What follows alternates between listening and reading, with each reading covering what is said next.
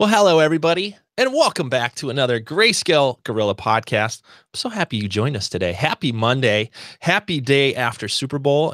How's everyone feeling? Did everyone stay up too late? No, I'm fine. I'm fine. Just kidding. Chris, how you feeling today? I'm pretty good. I missed the Super Bowl because I was on the Snowgraph ski trip over the weekend, which Oh, was yeah, fun. you went out with other motion graphicsers. How do you call that? And you went skiing? Went Yeah, skiing yeah, at 20, 25 people from the industry here just going and skiing just about like 3 hours north. It was pretty fun. Didn't injure myself permanently in any way, so that's a good trip. Definitely What? felt like I improved. That was cool. Where was it? What mountain? Or what hill? Cascade and Devil's Head. Okay. Yeah, I know where that's at. Oh, man, Wisconsin. Everyone's mouse hand okay after all that? I bought and wore wrist guards. Like I didn't take any chances. I had knee pads. I had wrist guards. Got my helmet on. Oh, Nice. good. All right, good. We need you, man. I'm glad. I'm Yeah. glad you made it out. Well, cheers. Super Bowl, Chad. What was your favorite Super Bowl ad? Oh gosh. I didn't really find any of them to be like crazy good. What about from But- like a motion or like 3D aspect? Any of those pop up? Now that I feel like there's like less and less spectacle CG motion designy Super Bowl spots every year. I think it peaked maybe 5 years ago, and ever since then there's like less and less, and they're just trying to get more clever and funny. It's more like- either funny or heartstrings. Yeah, and it's less CG. Wow. Yeah, it's more like comedy or inspirational, make you try to cry or whatever. But I would think that just like non-motion design related or CG related, I really liked the Tide stuff. I thought that was clever. It was That was well smart. done. It was smart. It was well executed. They kind of hijacked all of the spots, sort of, by making you feel like every ad was a Tide ad. The only problem is like, if you try to say Tide ad, like it just sounds weird. Like it's a weird phrase to say. So my dad was watching it with us, and he didn't understand what the hell was going on. And he's like, what's a tided? What's a tided? Like, what is that?" I'm like, it's a Tide ad. And so like he just was like, it was not It didn't thinking. click. It didn't click. And so it was sort of funny. Like the spots were funny, but then watching his reaction to it was funny too, because he's just like, he had no idea that this was for a detergent. So it was kind of funny on both sides. But how about you? What were you liking? Yeah, I liked the angle they had on that one. I liked we were talking about just before we hit record on the Olympic commercials, that the Shaun White one in particular was really cool. Yeah, that one was good. I think all of them though, like they're hitting the right notes of like showing you one of the contestants and a little bit of a backstory and getting you excited. I love the Winter Olympics. I love it. I love mountain sports and all that. So I'm getting excited for that. What else did they show? I mean, There was one that was really sort of weird. I don't know if you remember this one, where they took people that came in and they like brought them through like a metal detector, and if they laid down a set of like Hyundai keys, they like led them into a room like they were being interrogated, but in actuality they were basically saying, "Hey, when you buy a Hyundai, some of the money goes to help these people, and check it out, these people are here and they want to say thanks." And I was like, I mean, their heart's in the right place, but what an ambush. Like it's if so that were weird. me, Yeah. it was so weird. Like, I'm like, if I'm there with my family and you pull me out of the line and like, I think I'm getting interrogated for something, like my brain is going to be like flying through every scenario, that when you put this heartfelt story in front of me, I'm just going to be like so confused. Like, what is happening right now? What did I leave in my Yeah, pocket? exactly. Like, and so I don't know. Like that was really a weird one. Didn't really do it for me. I think their heart was in the right place, but it was just a weird execution on that. But It's always so heartbreaking because you know how expensive these spots are when you see something that's almost there and it doesn't quite hit. yeah. And to be, like to work in commercial work and be in the room when these ideas kind of are made and thought of, it's so heartbreaking, and it's also like so interesting to watch something that is almost there and it didn't quite hit, but you're not quite sure why. Like there was the Chris Pratt Michelob Ultra commercials where he Mm-hmm. was like, he thought he was going to be the star of the commercial, but then he found out they put him in the like extras line. And so then I think the joke was like, okay, now you're going to watch all these other Michelob Ultra commercials and watch for Chris Pratt in the background because he was like an extra. And the concept, again, it was like kind of smart. You're like, why would you put Chris Pratt in the background? But then it became a thing where you're like looking for him because he's, that's the joke. But it didn't hit. Yeah, I didn't even realize that's what that was. Yeah, you had to get the joke. You had to see the setup to get the rest of the jokes. And then the tone of it was weird. Well, first of all, who drinks Michelob Ultra? Like nobody. That's why they spend so much money. I gotta say, like I've been around. I go to bars. I know people that drink. I can't say I've ever seen anybody order or stand there drinking a Michelob. No, it might be the greatest beer ever. I don't know. I think they're trying to hit the light beer drink market and get lower calories and all that kind of stuff. I'm with you. Like that's weird, man. Yeah, I didn't get that set up. Ads, that's why you get a Super Bowl ad. Did you see, Chris? You didn't see, obviously, but there was a moment where there was like a 15-second blackout.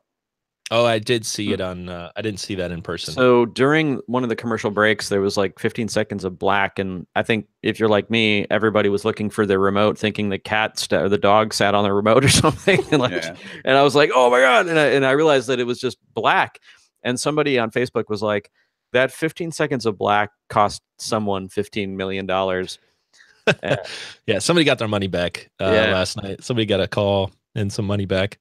So you can't get that opportunity back, man. No other day in the world where like that many people are watching live TV and not leaving when the commercials come on, right? Like every other sport you watch all like, and you get up and use the restroom and get a beer during the commercials. Not this one. Not there's one day. Anyway, let's get into today's topic, which is a question. Is that right? From one of our viewers. That is right. We have a question. Yeah, you can send us questions, and sometimes we use them as topics. So do that. We really do look at them. Before we get into the question, if you want to ask a question or have a topic for us to discuss at one of our podcasts, hit us up on YouTube. If you just leave a comment in any of our podcasts, we're always looking at those. You could also go write a review and include a question on iTunes. We're looking there as well. And if you're in our GSG Connect, which is our behind the scenes Slack channel for any of our customers, if you've ever purchased anything from Greyscalegorilla, you have access to this GSG Connect. We've been doing a lot more in there and have some cool stuff planned for this year as well. So make sure you hop in there. We're answering questions and collecting questions in there too. So Chad, why don't you set up the topic for today, and we'll get going. I'll have a sip of coffee. This episode's question comes from Louis from Toronto, Canada. And he wants to know, what happens after school? What happens after school? Well, for me, I think Thundercats came on. And then as I got older, I think it was Animaniacs and Batman was more on the afternoon schedule. Ooh, nice. Yep.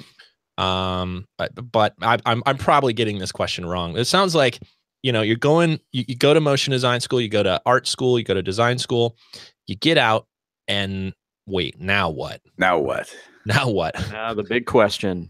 What the hell have I gotten myself into? Yeah, well, I have a thought about it right away, which is if you wait until the end of school and you have the goofy hat on with the tassels on it, and you have the piece of paper in your hand, and you decide then to say, now what? I think I would say that's too late. Yeah, you're already in trouble at that point. You're already in trouble. So one of the best things, if you are able to go to school and you're able to spend a certain amount of your young years learning and having enough free time to like do homework and also, be young and, experiment, play around and do this stuff, then the other thing you should be doing with that time is going and meeting the people that will eventually hire you. Because here's the thing, and maybe this is the punchline too, right away. If the best thing you could do as a student is go to your favorite places that you want to work or favorite people you want to meet and say, look, I'm a student. I just really love this stuff. Can I sit down and ask you some questions? I have some questions about my career.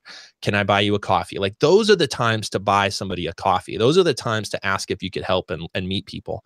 And as soon as you graduate, you lose that opportunity, because you know what? You're not a student anymore.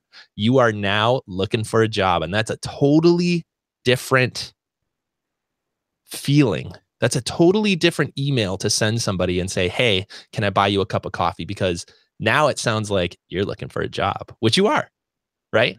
And so I don't know, maybe I'm getting ahead of myself here, but in some ways you have to think of this now what situation throughout your learning and throughout your schooling and throughout all of it. Like, no matter where you are right now, do 80% of the sitting it down and learning, and take 20% of your time and go worry about this other stuff, this like now what stuff.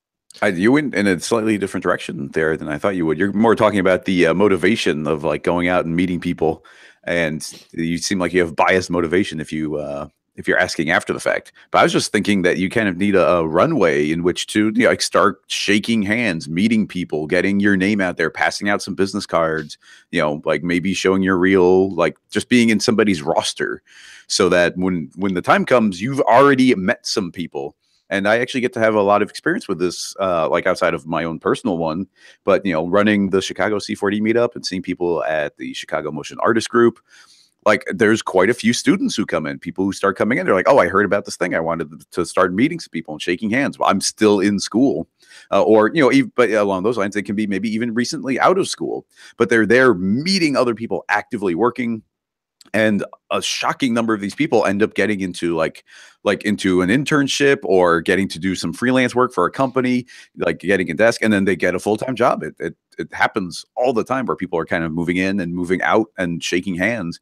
But if you wait until you've graduated and then you're like, now what? Then you're just starting this process, and who knows how long it will take until one of those lands. But if you were doing that in your last year of school, or even prior to that, because you probably want to finish school if you've been working your way towards it. If you're close to a degree, I can see wanting to finish the degree. But the just starting to meet those people and get the name out there and be like, hey, if you've got some project coming up, like, remember me. And that's that seemed to have worked pretty well for a lot of people. Yep.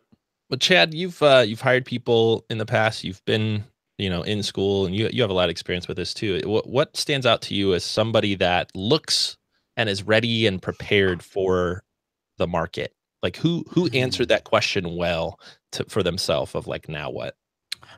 Well, I guess to go back a little bit, I was not that person. I was not the person that knew what they wanted to do when they graduated.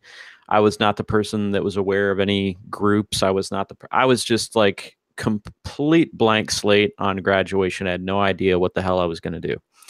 So I wish I would have had a podcast like this, or someone to tell me to go do this and go meet these people. And I think I would have gotten into the industry much sooner and probably been a lot less scared of if I was going to starve to death.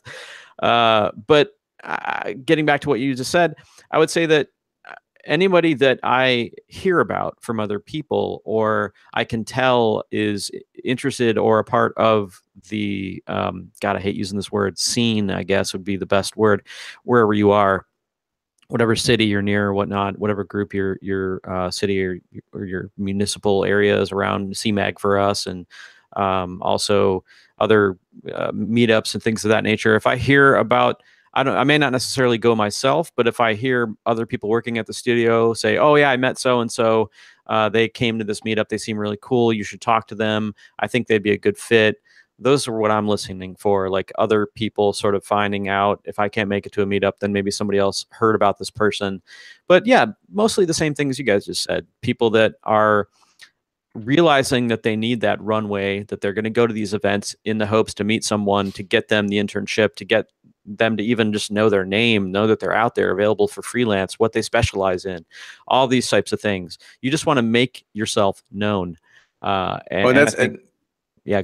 Even with, it's not even that you have to necessarily shake the hand of somebody at a particular company. Like there's all these Slack channels that are around, and if you, well, it's like you go to, let's say you go to a meetup and you shake some different hands, and none of these people are hiring, but then a week later, a month later, somebody in the Slack channel is like, hey, I'm looking for a freelancer, or does anybody know of any potential interns? You've just shook the hands of a bunch of people who might be like, oh, there's that one guy at the meetup, you should ask him. And now once again, you get filtered in. Like you can't be found if people don't know about you. And the more kind of like little like tendrils and like runners that you put out in all these different directions, the more chance that something is going to lead back into something that's more real.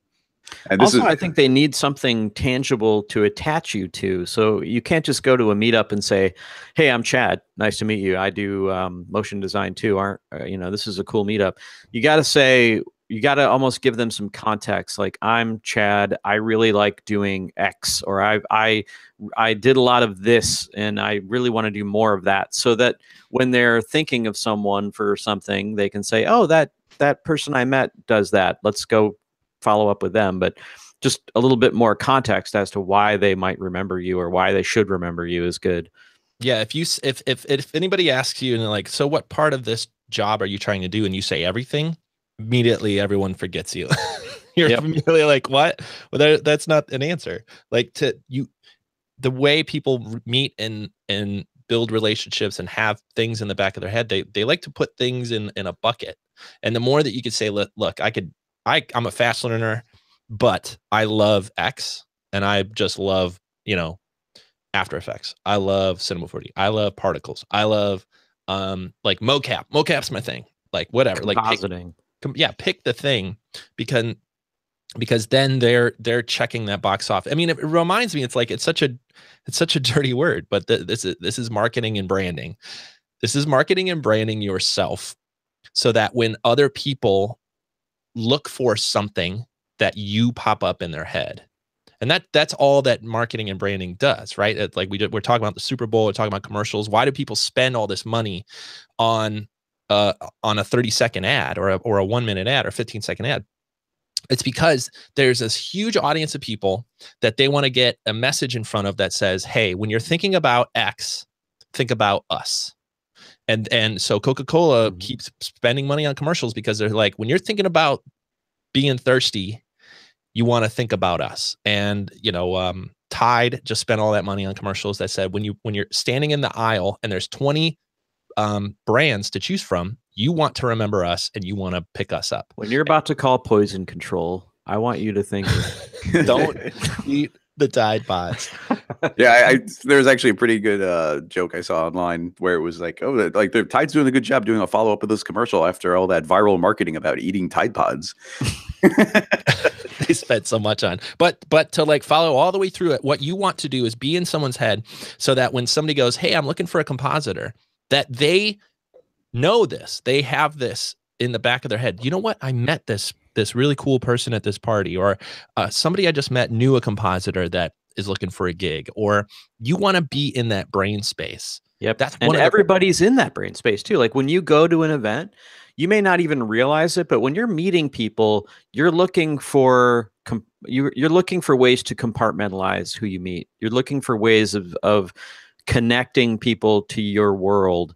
So if I go to an event, and of course there's all the people that I already know them just hanging out with, but if I meet somebody new, I immediately think, okay, how could I find a use for this person or help them?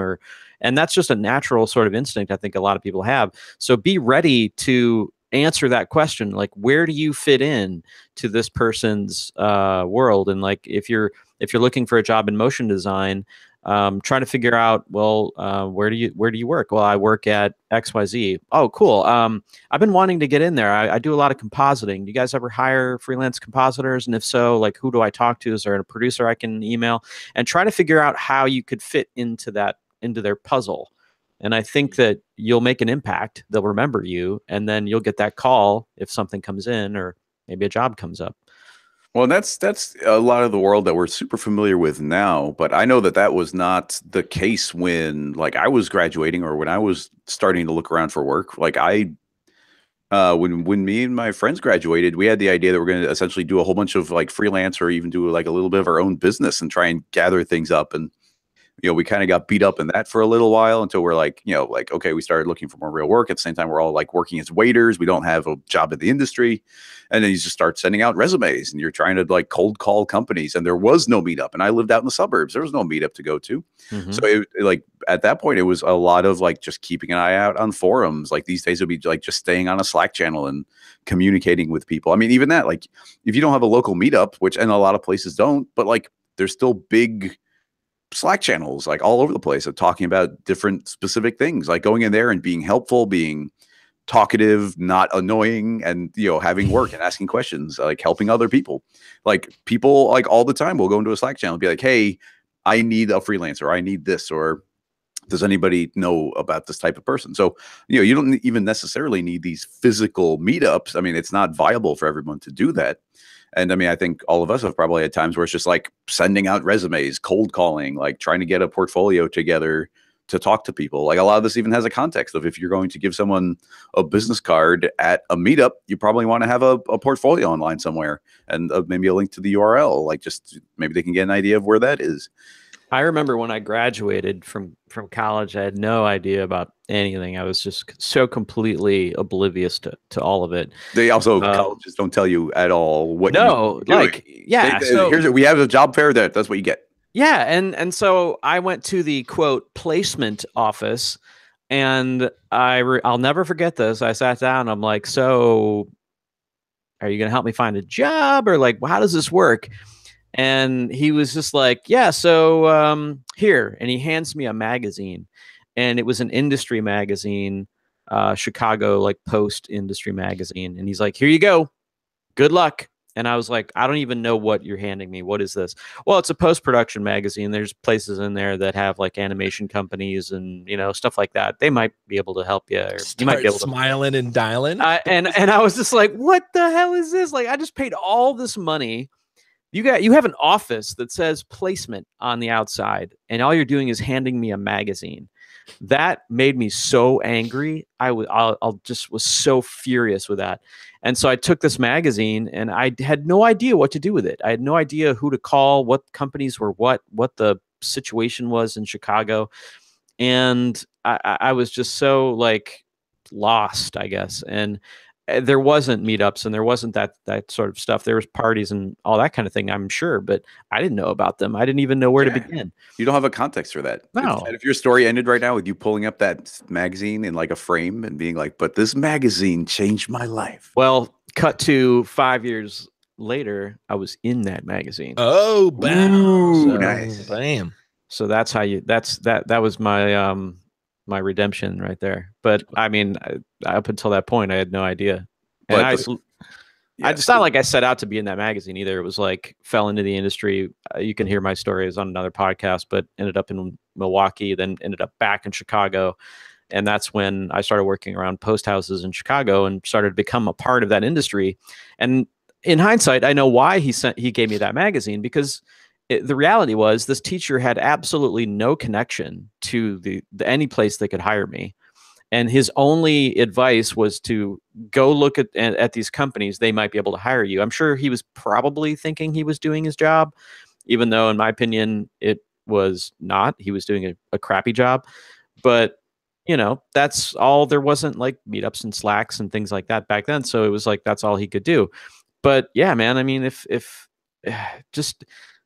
it's hard not to sound like, I don't know. It's hard for me to relate because I just was so oblivious to all of it. Like I didn't know. I wish I would have known where I was going to end up when I was in college. The scary part is that the school doesn't, at least for it sounds like both of our experience, that the school doesn't in any way try and give you a context of what you're about to enter into. No, like, you have no idea what's coming, and they're not telling you like, hey, go try and find a meetup. They're not telling you like, oh, go prep these things. And the teachers don't even know. They don't even know what people are looking for. Like many of them don't, at least at my school. When you were finishing up school, Nick, did they give you any kind of context or help that was useful? They had like the regular portfolio class where they go through your stuff but reaching out and meeting people, it wasn't very helpful. I think for me, I learned these lessons by asking how other people did it. And that's always been my magic trick to learn something. And it seems very, very simple, but don't ask the people whose job it is to tell you what to go do, because they often don't know. Like the school doesn't quite know, or they're not aligned. The school wants everyone to believe that all you need to do is pay them and you're good. And what they don't want to say what's obvious, which is you also need to go like brand yourself and meet people to go get you a job. Like we'll give you the skills, but ultimately you need to go meet people, or we could try to introduce you.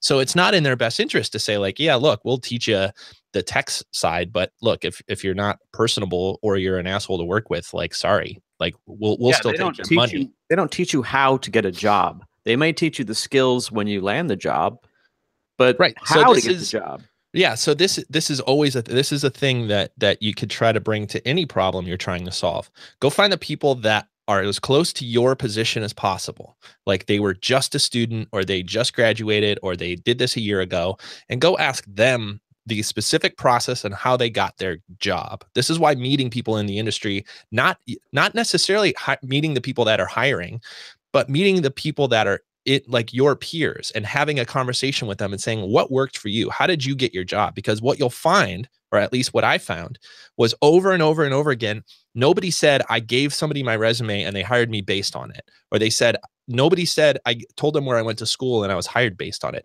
0 people said that. All the people I asked, hey, how did you get your job?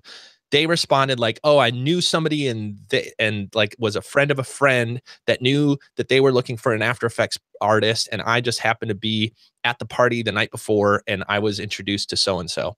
And I'm like, all right, this is good info. I'm patching this together in my head, that really what I need to do is go out to meetups, which I was already like obsessed with After Effects. So I'm going to After Effects meetups.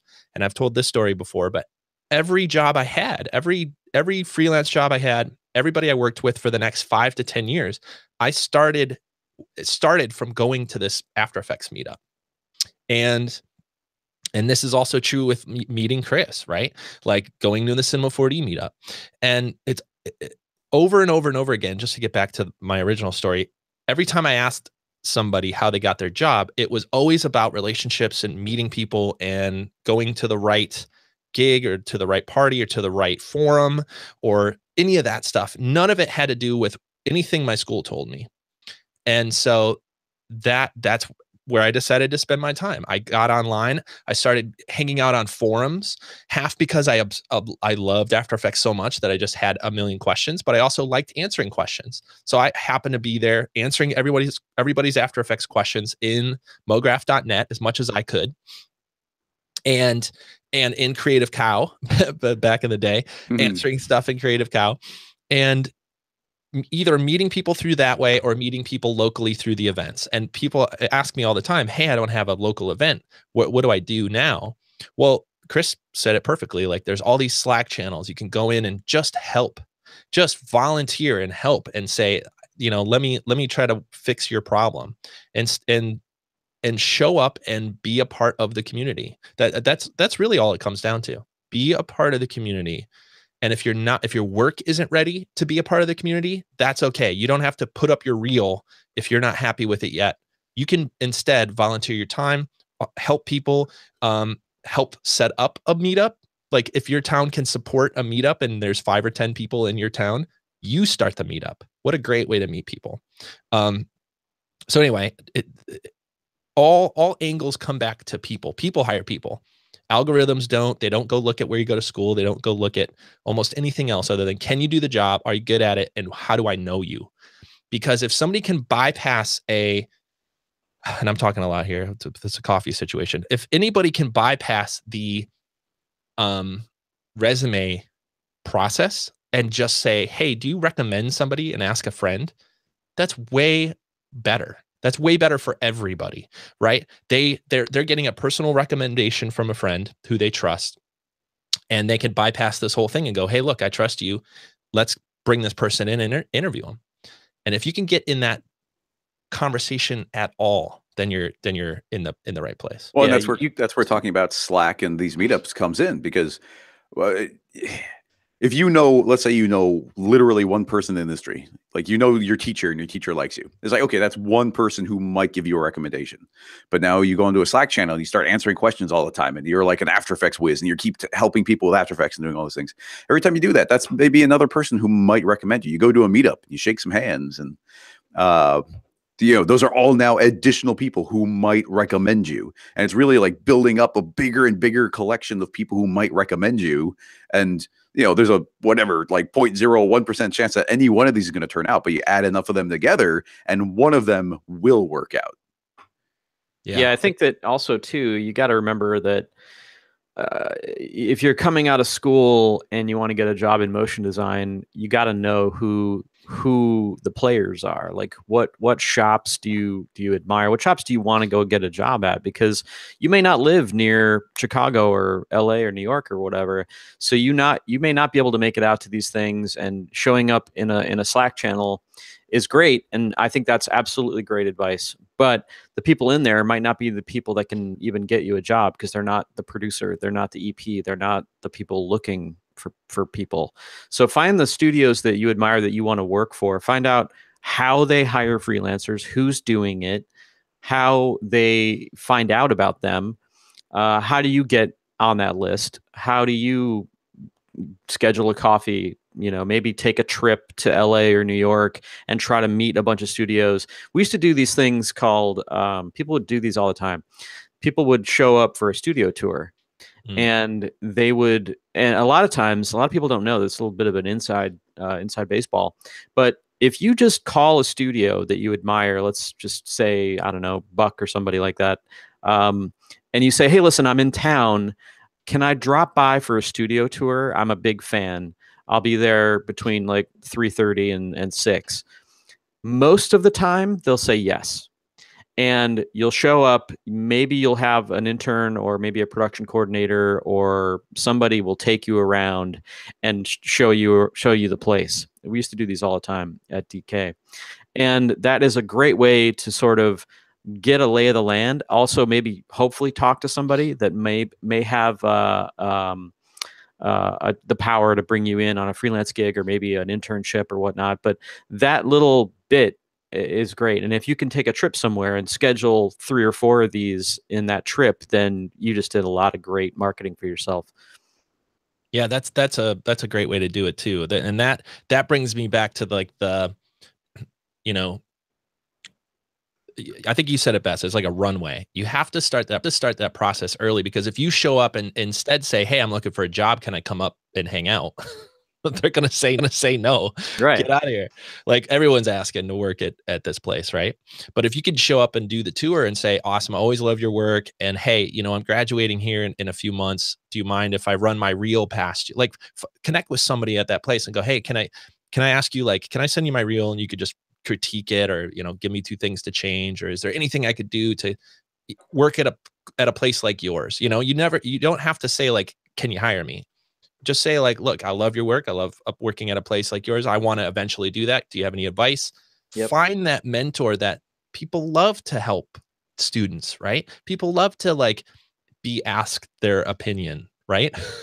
and like find that person on the tour, or find that person in the Slack channel. I mean, I think a lot of people are anxious to seem like they're new and seem like they don't know quite what they're doing. But that's one of the biggest advantages you have when you're new, is to say, look, I'm new.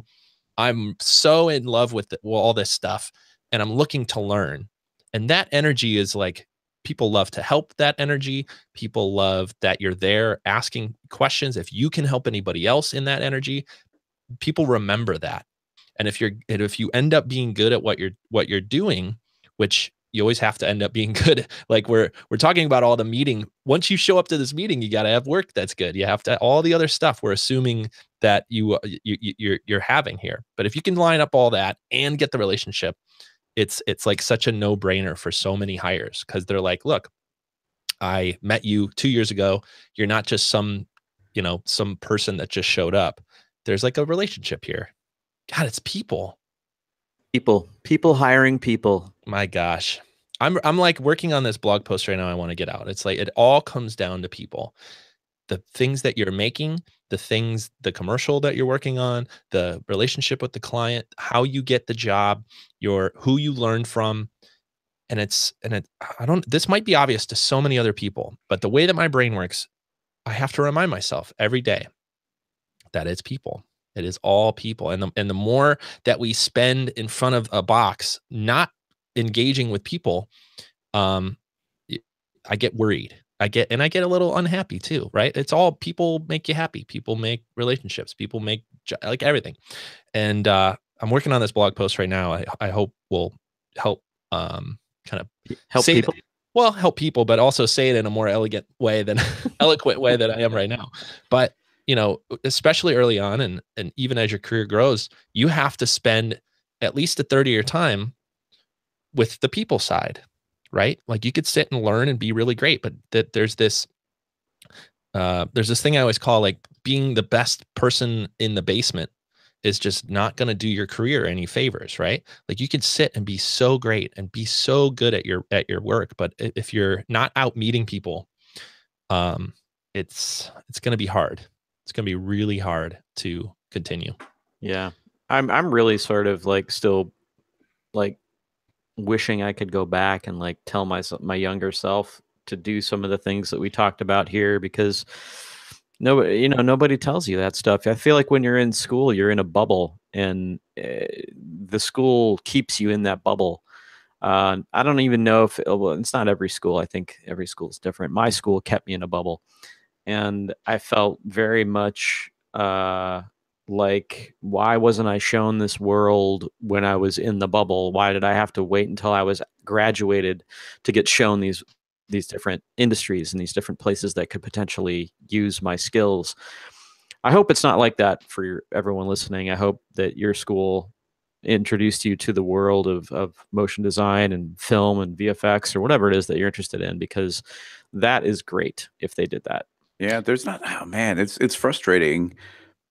Even running one of the meetups, like there's a little bit, but there's not a ton of engagement from schools to say, hey, what's going on here? Hey, can we host a meetup, or can we do some sort of something somewhere that isn't necessarily involving drinking? Because maybe not everybody is at the age where they can drink or even get into a bar, and just telling their students, like bringing a group of students, like, hey, this is important. You got to see the world outside of the bubble at the school, and just them shepherding people into these different things is what would be useful. And even though I think a lot of things that we're saying right now feel super obvious now, when you're just graduating, when you're still in school, these are not obvious at all. You don't have any idea where to look. Like I had that feeling when I went to school and I found my school. I was like, well, this is what you do, right? Like I want to do this weird, obscure thing that doesn't, and at the time there wasn't YouTube and there wasn't Vimeo, there wasn't online training the way it is now. I had no idea. And I'm like, well, I got to go get into this school, this expensive school, and then they'll I'll have everything I need, because they have all the answers, because that's literally what I'm paying them to do. And we've heard the story a million times, which is they're not in many ways preparing a student for actual work. And so what do you do when you show up and you're like, well, I went to all my classes, I got A's in all my classes. I think the thing to think about, to get back to the original question of what now, I think one of the mindsets you have to have, especially in this industry, is that you are never done learning. And school, the period of school where you learn something and then you go off and work in it is not how this works. That's just not how this industry works. So it's the answer to what now is like more and better, right? Like, you got homework when you were at school.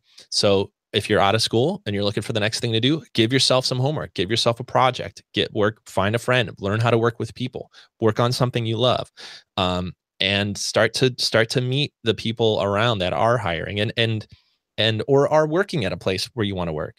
And so to me, there's this, thinking back of my mentality when I started to go to school, I'm like, well, once I get the paper, I'm good, because they're going to teach me all of it. And if you're in that mindset right now, just remember you're going to learn 10 to 20 times more after school than you are in school. And just make sure you stay in that learning process. Because if this is just an industry that changes a lot too. So it's something I wasn't really quite prepared for that I quickly learned as I started talking to people in this industry. So I don't know, Yeah. like as we like get closer to an hour and all this stuff, this is a big topic. Is there something specific that somebody out there that is looking to either, they graduated or they're about to graduate, maybe they didn't set up their runway like we talked, and they're like, oh crap, what do I do now? Is there one or two things that they could start to do tomorrow that can help set them up for a job, for a place in this crazy world?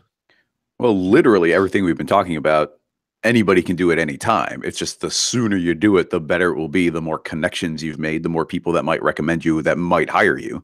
So this is more about like if you're in your last year of school, you can already have a year of this built up. But if you've already graduated and you graduated 6 months ago, well, you're going to start out now. And it's going to take a whole year to get that same level of buildup. So it's never too late to do it. And I think for all of us, we didn't have like a big long runway. We graduated being like, okay, cool. Where's my job? How does this work? Like, somebody point me in the right direction. So we didn't have those runways. So it's not like you have to, if you haven't done this by the time you graduate, it's not like you're done. It's just you now have more work to do. Mm-hmm. Mm-hmm.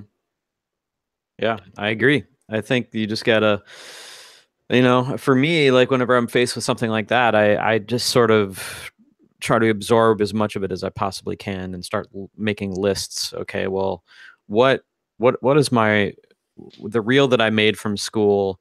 Is that going to do it? Is it good enough? Do I need more of something? Well, how do I know that? I got to reach out to studios. What are they looking for? What do they wish they had more of? What kind of reel do they wish they were getting?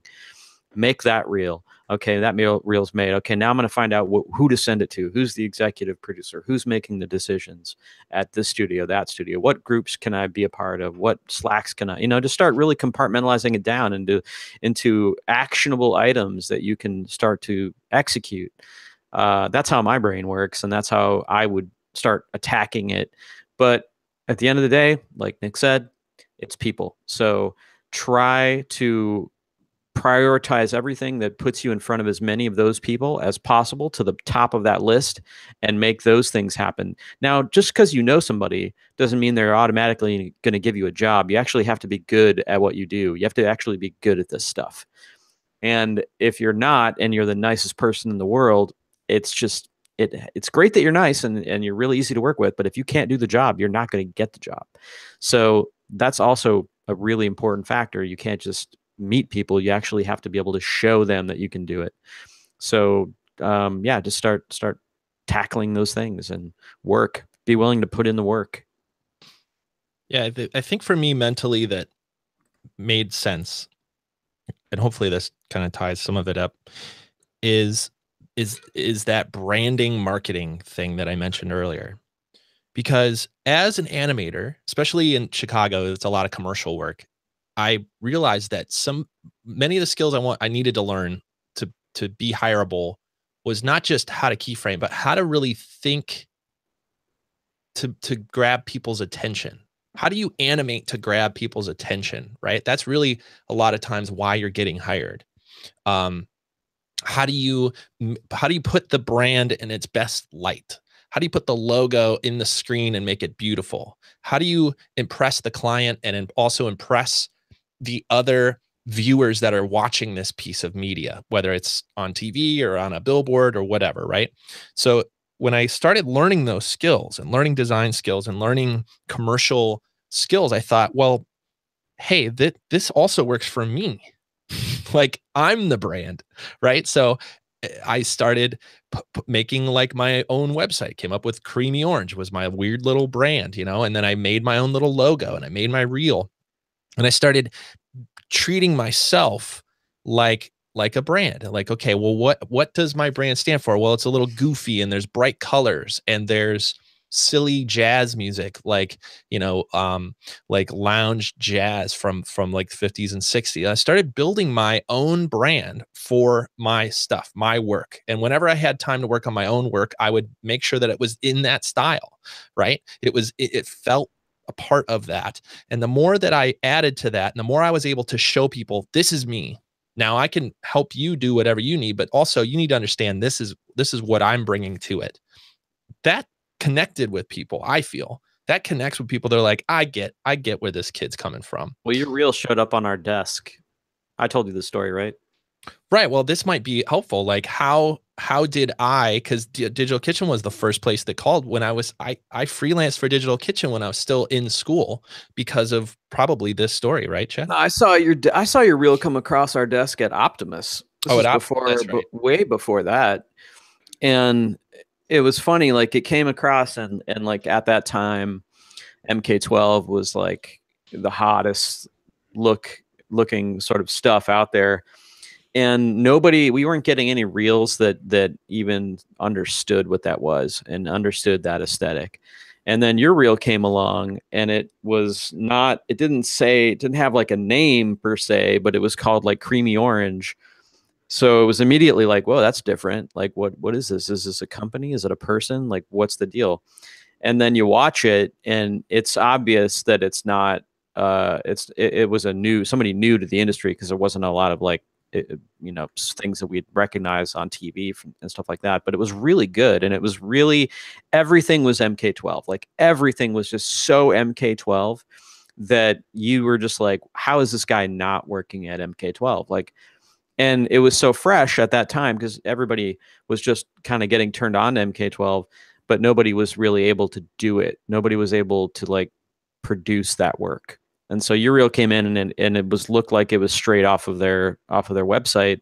And so we immediately were like, hey, come check this guy's reel out.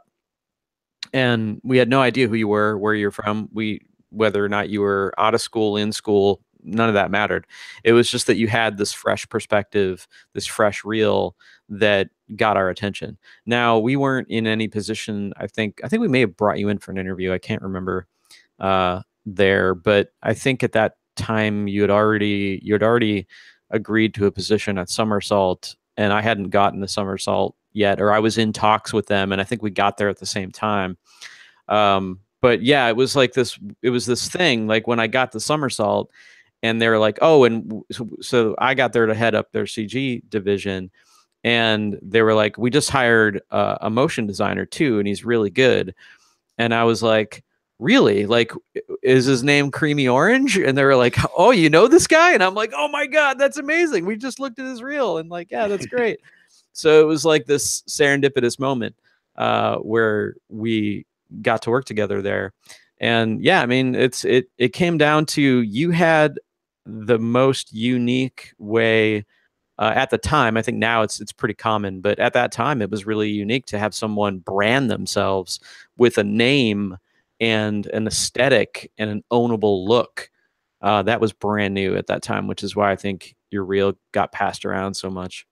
Well, I appreciate all the nice comments, but you're also making me think, like, we just talked about all the personality and meeting people and all that, and it turned out that this reel did it. Like, you didn't have to meet me, I didn't have to smile, I didn't have to do a handshake, and the work in some ways, it sounds like it stood on its own as well. So I mean, oh sure, yeah. I mean, you can't not be a jerk. I mean, if we had met you and you'd have been a jerk, then that would have been that. We would have never talked again. Well, just to think, like, too, to make sure. I mean, and I think we already said it. Like, of course, your work has to stand out, but maybe at a certain point, you know, the reel can stand on its own if there's a unique enough perspective or whatever, or if it's just at the right time, or, you know, there are other ways to do it. But you're right. If I were to come in and not be fun to work with, that's well, that was a death kiss sometimes. So the question is, like,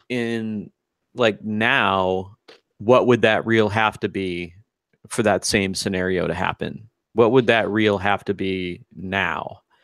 And it'd have to be much, much, much better, because it is so easy to spot trends and to jump on the bandwagon and do things and be current. And there's so many ways of getting assets, and there's just so many ways that you can make good work. Good work is becoming easier to make. Well, and you can learn it online for free. Like Right.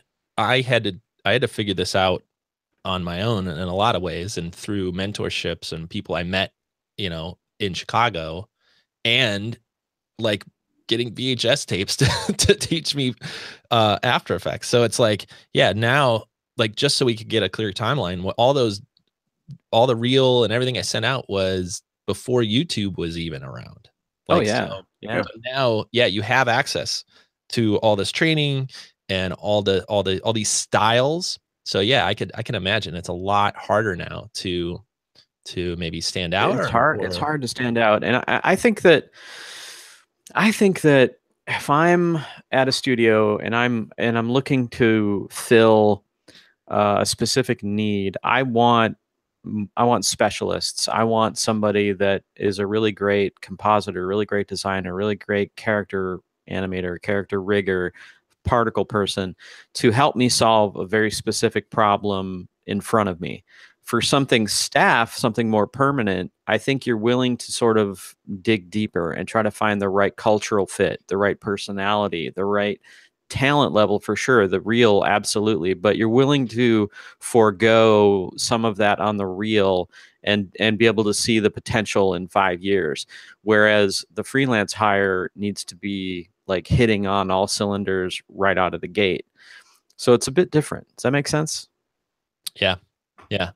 Well, man, it's like many of our topics, we open the can, the worms all crawl out, and then we do our best to like try to place 3 of them delicately back in before an hour goes up.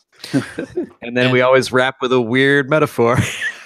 And then Nick tries to wrap it all up with a weird metaphor that rarely works. In his head, it's brilliant. It's in his head. He's like, "Oh man, can of worms you put back in the can. That'll show them." I always enjoy this part of the podcast. Yeah, no, this is good. This is where.